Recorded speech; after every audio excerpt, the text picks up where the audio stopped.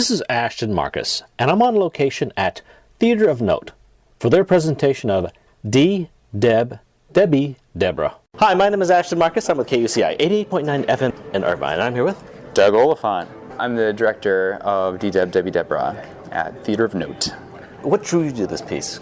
I loved that I read it and I had far more questions than I had answers, and I felt that it was an incredibly intellectually stimulating show that I felt like had a really wonderful heart underneath it that I was really interested to explore. As a director, your hardest job is casting. What do you look for in your casting? With this show, it was about finding people that that really embodied the characters. There's a strange energy about each one of the characters there, and the actors needed to fit into just the feeling of the characters, as well as be versatile enough to play a multitude of the characters at a very fast pace in the gallery while still keeping them based in reality, which is really, really important. I really love this piece. I thought it was fantastic. Oh, great. Thank you so much. I'm so happy that you enjoyed. Definitely avant-garde. I think the best avant-garde piece I've ever seen. Oh, great. Yeah, thanks. I think it's definitely out there. It's a play that makes you think and hopefully makes you feel too, and gives you just enough to hold on to without feeling like you're lost in it.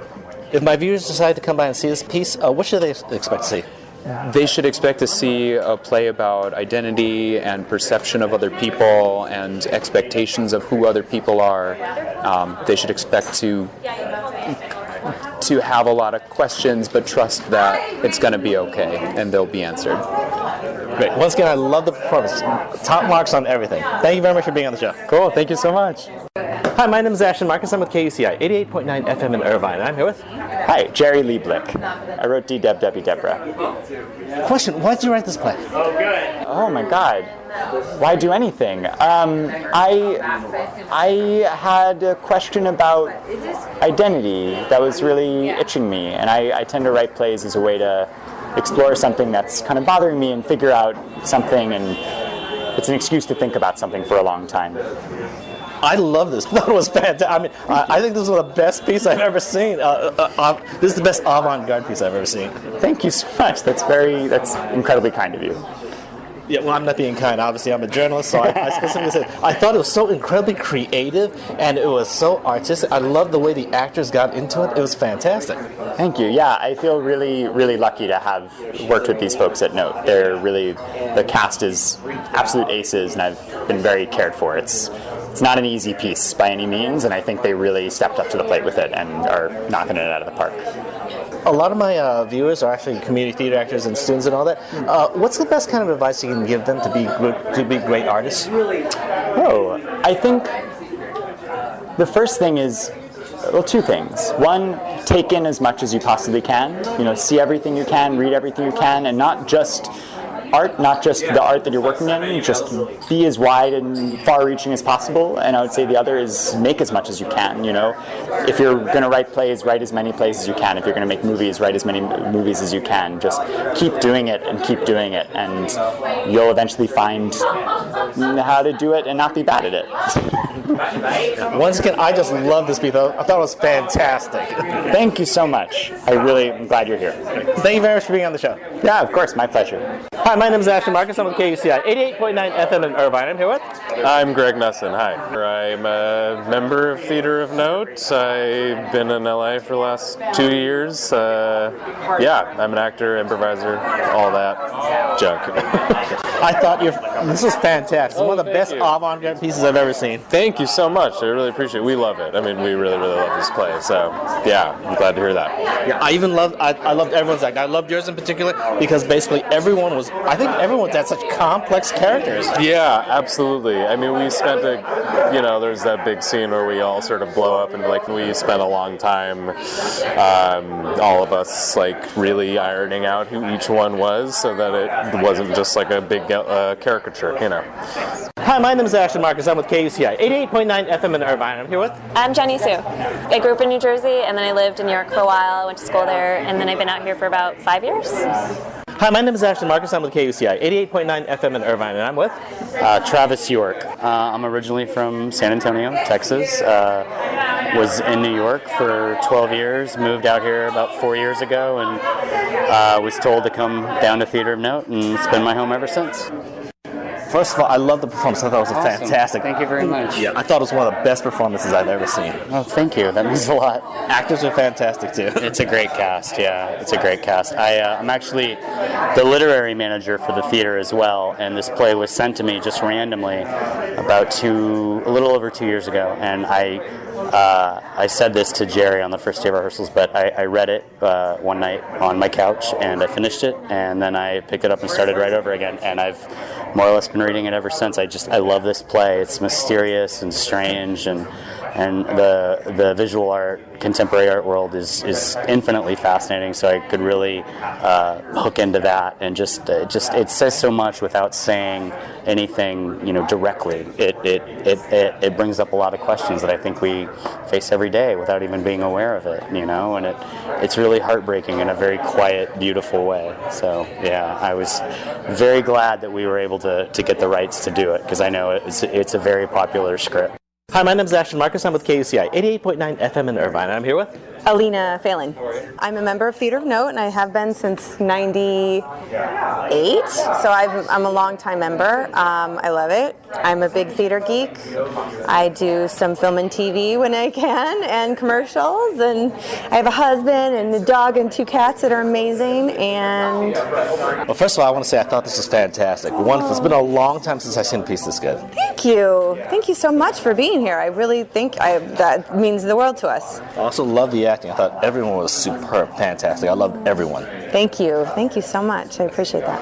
Hi, my name is Ashton Marcus. I'm with KUCI 88.9 FM in Irvine. I'm here with I'm Kerr Lordigan. I have been acting since 3rd grade, which was a long time ago. I got my BFA at USC in theater, and I've just been acting. I was for like 6 years. I was the president of the Eclectic Company Theater in North Hollywood, and now I'm here. So I'm new to Note, and I've been acting and producing and directing and writing theater my whole life. What's your take on Deb, the character? I feel like she's sort of, she could be any one of us artists, that are just trying to figure out, like, what we're doing on a daily basis, and that's, like, a really hard process, and, it feels like her internal struggle just sort of gets externalized in this sort of big, crazy way, and I think we all relate to her a lot. That's all right. Yeah. Oh, I think Deb's just like your regular girl next door who's going through a difficult time. In your 20s, you don't really know who you are sometimes, and you just kind of lose sense of yourself. And that's sort of where she's at. I think, Deb is like a lot of us. She represents the sort of, thing we deal with every day where, less about even like who am I and what am I doing, but about like where am I and how am I doing it and who are these people around me and what am I even like in this reality? Is this even the real reality? And all these random sort of choices we seem to make that lead our lives down one path, and all of these different versions of the men, just because of the script in her life, or all the different people in her life that she encounters, could all be different realities of how anything can change at any given moment. Like if we hadn't had this interview, who knows? I walk out on the street and get hit by a bus, or I don't know, a dog jumps in front of me while I'm walking to my car, or something. Just everything. It all hinges on any moment to moment, and from any given moment, everything that came before informs who you are in that moment. Like us having this interview right now. Like who knows? Maybe this will totally change your worldview, or for the better, I hope. So that's how I see what Deb is, and she's this vessel, and it's a perfect sort of representation of like where you are in your life, in your mid-20s, or when you're fresh out of school and you have a lot of ideas about stuff, and you're still, you haven't quite decided on where you are, if that makes sense. Well, I'll tell you why I connect to it, or when I read the play, why I connect to it. I feel like there's this place that we can all sometimes get where you're just like, is this real? Is this like, am I in the moment, or am I present, or in the people around me, in the relationships I'm in? And I just feel like those little disconnects can sometimes lead to bigger disconnects where you actually feel like everything around you isn't quite real or tangible or understandable. And I love the play because as Deb sort of goes down this little wormhole, she kind of just says yes to it because she feels like I'm the one that nobody else seems to be freaking out, so it's got to be me. My reality is, so I'm just going to go with it and say yes. And I feel like that's I don't know. I love the yes and of Deb. She goes yes and finds her way back to herself eventually, I think. Deb is, I think she's every woman and every man. I think we all are subject to not knowing who we are and where we are in this world. I think that, especially right now, it's such a scary time in the world right now, and I think we all are having like philosophical, tantrums maybe, and not fully trusting ourselves and maybe the people around us. And you see different sides of people, and it's also, people are so different when they're around different people. You can notice a big difference when, like, you see how someone acts with their teacher, but it's not the same way they act when they're at work, or it's not the same way they act with their friends. So I think there's just a lot of like identity stuff to think about, and this puts that at the forefront and gets us to think about ourselves, I think. I think she's still figuring out who she is. I don't think she knows herself, honestly. And what's your take on Carl?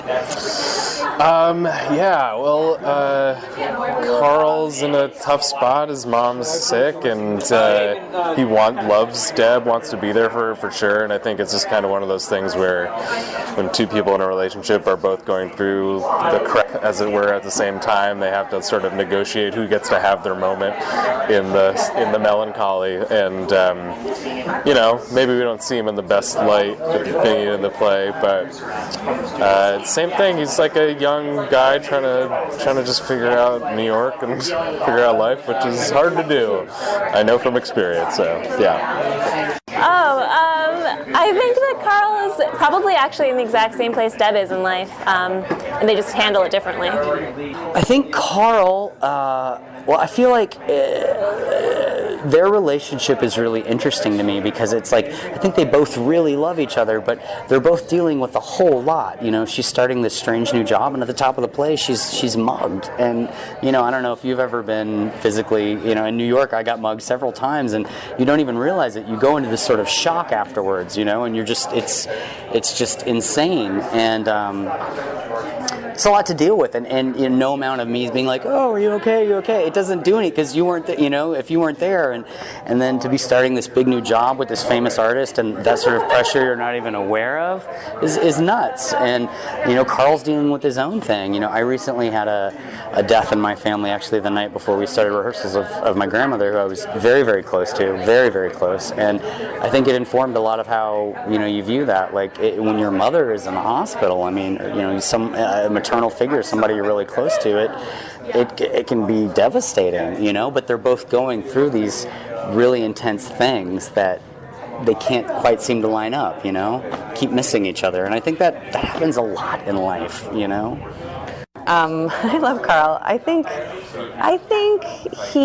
everybody's a little bit self-involved, which I think is probably why they start drifting. I think he's got a lot going on in his life. His mom's in the hospital, and at the same time where Deb just had a traumatic thing happen to her. So I think it's two people who are like, I can't quite be there for you. So I think, so Carl's, I think, just a little instigator, inciting incident. I think he sort of triggers. I think he triggers what's going on, because I think it starts with the relationship, and maybe Deb's not as. Maybe she's just starting to realize that she's not in the relationship with the person she thought she was, and so I think nothing necessarily that's his fault, but maybe just something happens in the relationship that triggers all of this to happen, and for her to second guess everything. So I kind of think that's what his role is in this. And what's your take on the Tainer? Mark? Yeah, he's a little bit sort of outside of our normal existence, I guess. Yeah, just like somebody who clearly has like a very brilliant but one-track mind and has a real hard time relating to society, which is also something I think is true of everybody, and maybe with him it's just especially pronounced, like he just doesn't know how to deal, so instead he sort of buries himself inside of himself. Yeah. I don't have a take on him, but I feel like I know who he is. Like I feel like I've worked for many Marks in my lifetime. Yeah, what do you think drives him, Mark? The work, I think. He's an artist, the like cliche of an artist, you know. Well, I think Mark is. I think he's a very conflicted guy. I think obviously I have a very special place in my heart for him. I love him, and he's actually what really hooked me in. And I used to work at the Museum of Modern Art in New York, so it really was a big attraction to me, that part of that element of the play. I think Mark is, he just wants what he wants, and it's not in a mean way or an ambiguous way. Even he just wants what he wants, and he might not be able to explain it, but I don't think he's doing anything maliciously or whatever. And the way I feel about it is he's actually a really sweet, gentle guy. He keeps trying to get back to this place where he had this random meeting, much like I'm talking about here with all the other people, and it informed everything that came after. And he's been trying to find that ever since. And if you can approximate it, it's like when you listen to your favorite song again and again and again. There's a sentimental part of you that's always wanting to hear that song for the first time. You know what I mean? Like just your favorite song, whether it's a slow love song or a real, rockin' jam. Sorry, it sounds like a dork. You're always trying to get back to that, like, you know what I'm talking about, that juice you feel. And I think that, or when you meet someone that just makes your heart explode or your head explode, or he's always trying to get back to that. And I think that's representative of subconsciously how a lot of us are. Oh, Mark Kripke. I think he's a fun, self-obsessed artist that we all are a little bit, and he's obsessed with a past that haunts him and drives him and wants to get back to that purity of feeling, because it was when he felt the most, and yet it stops him from living in the present too. He's a character, but then he also becomes very real. It's like his arc is kind of the opposite. He starts, very big, and then ends up being the real person, the person that can actually connect with Deb, with this person that maybe thinks that she's unconnectable, and maybe the two of them seem to feel that way, I think, and they find each other. And he has demons that he's trying to relive his past and in memory's garden, and so he's trying to make everything exactly how it was before. And somehow I guess it works, which is weird. You're not supposed to do that in life. It's supposed to be unhealthy mentally, but it works here in an interesting way and makes two people bond that maybe wouldn't normally have bonded before. If some of my viewers decide to come by and see this show, what should they expect to see? I think it's a really fun, crazy play. It's very funny and will probably hit you on a level maybe you don't expect, which is what we want in the end in theater. So yeah, let's expect the unexpected. A lot of awesome actors and probably a little bit of themselves on stage, actually, I think. We were just kind of talking about what this is. Like someone right next to me was saying a David Lynch-ish type show, but it's it's still drama, but there's a lot of fun in it, lots of fun in it too. But it's very Twilight Zone. What is it that I thought it was? But it's just also it's just a philosophical tornado. I think it's just it's hard to explain. You don't want to explain too much about it when people come see it, but I think everyone will find themselves reacting to it and seeing themselves in it and thinking about it a lot. That's what I'm getting a lot now, is afterwards people are still thinking about it, talking about it, and trying to figure things out. And I think that that's true about their own lives. So I think it's sparking something there. Once again, I loved the performance. I thought it was fantastic. I loved your performance. Thank you. That means a lot. It's nice. It's nice to hear that. It means a lot. This play is. I'm wearing it on my sleeve. I love this play, and Jerry is.